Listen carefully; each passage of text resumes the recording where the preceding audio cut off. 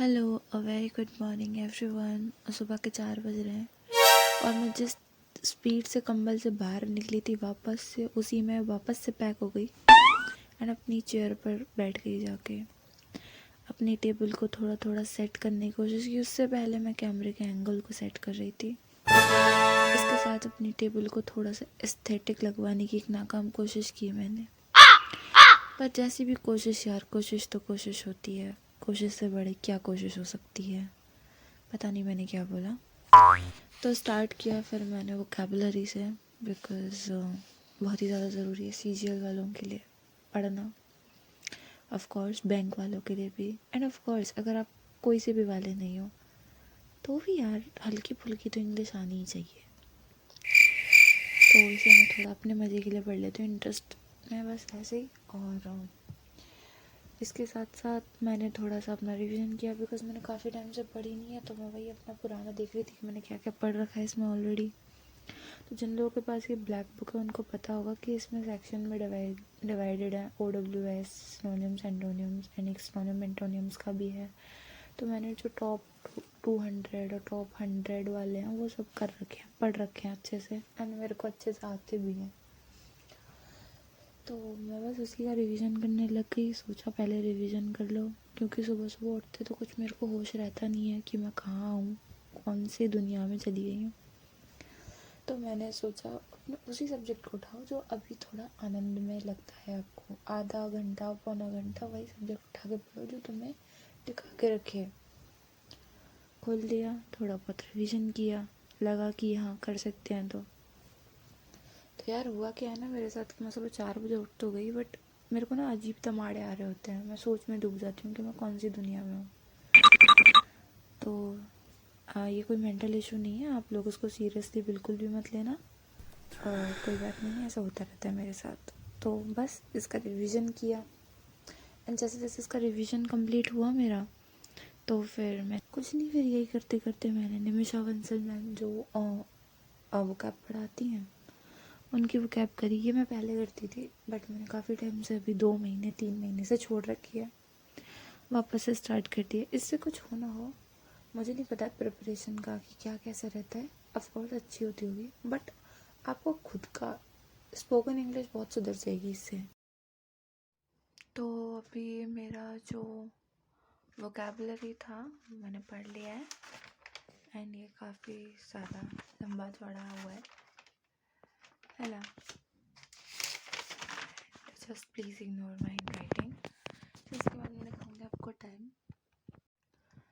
और guys trust me, जो 4 AM wake up vlog की जो रियलिटी है वो यही है। मैं सुबह 4 बजे से उठी हूँ, अभी आई थिंक 7 बजने वाले हैं, बज गए हैं already actually. And this is the reality of 4 AM vlog. यही रियलिटी है, इतनी देर पढ़ पाई हूँ मैं।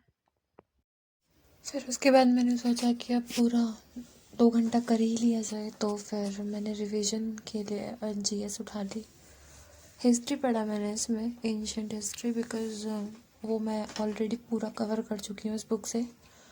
पढ़ तो लिया है, बट अगर रिवीजन नहीं करूँगी तो कद्दू कुछ याद रहने वाला है, मेरे को सब भूल जाऊँगी। और वैसे तो मैं माइंड मैप से सब चीज़ें पढ़ चुकी हूँ, और भी पहले वीडियोस वगैरह देख के वहाँ से चीज़ें पढ़ चुकी हूँ, बट अब बुक से आप पढ़ते हो तो एक अलग ही चीज़ें एक्सपीरियंस करते हो और अच्छे से समझ में आती है आपको, आपके हाथ में बुक रहती है। तो बस वही रिवीजन करती रही थोड़ा देर, एंड इसी बीच मेरे को 2 घंटे हो गए। तो फिर मेरी मम्मी की भी कॉल आने लगी। शी वाज लाइक कि आ जाओ चाय वाय पी लो, अब 8 बजने वाले। मैंने कहा ठीक है। और फिर मुझे ट्यूशन भी पढ़ाना था क्योंकि बच्चे आ गए थे, तो मैं बस अपने आप को पैक किया पहले तो अच्छे से, एंड बाहर निकलने की मैंने कोशिश तो की यार, कुछ तो मेरी कोशिश थी। और जैसे ही मैंने बाहर का मौसम देखा, ये इस मौसम पे मत जाना, ये ना बहुत ही भयंकर मौसम है। और भाई देखो, कोई मेरी छत को देख कर जज नहीं करेगा यार। अब मैं क्या करूँ, हो जाती है कभी कभी गंदी, इसको कितना भी साफ़ करो गंदी रहती है, पर ठीक है। तो मैं जैसे स्पीड से बाहर गई थी उसी स्पीड से मैं वापस भी आ गई, और मैं अपना फ़ोन उठा के नीचे भाग ली। तो मैं आपको अपने यहाँ का व्यू भी दिखा देती हूँ। वैसे भी काफ़ी अच्छा व्यू आता है मेरे घर से पीछे, मेरे घर के पीछे एक लेक है, सो कॉल्ड तालाब। तो और ऐसे ही मज़े मज़े में पता नहीं किसका घर मैंने ऐसे जूम कर लिया, पता नहीं क्या क्या करती रहती हूँ मैं, तो बस।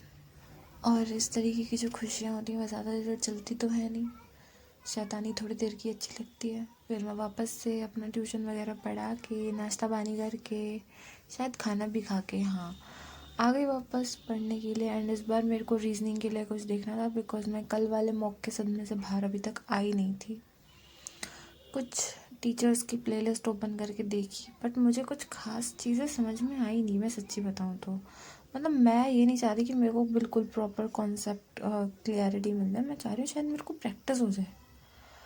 तो मैंने पता नहीं क्या चाह रही हूँ मैं, भगवान ही मालिक है। अब फिर उसके बाद मैंने थोड़ा बहुत देखा, एक दो प्लेलिस्ट एक दो टीचर्स से पढ़ के, हर किसी में 10-15 मिनट मैंने अपने गवा दिए उसी में। और क्या है, ये ऐसी चीज़ें तो मैं बहुत करती रहती हूँ कि एक्सपेरिमेंट। बट यार तुम लोगों पर जिम्मेदारी, प्लीज़ कर दो ना हेल्प। फिर उसके बाद मैंने मॉक दिया तो देखो क्या हुआ फिर मेरे साथ। एक मॉक टेस्ट दिया गया, सबमिट कर रही हूँ अब इसको। 4 क्वेश्चन किए नहीं है मैंने।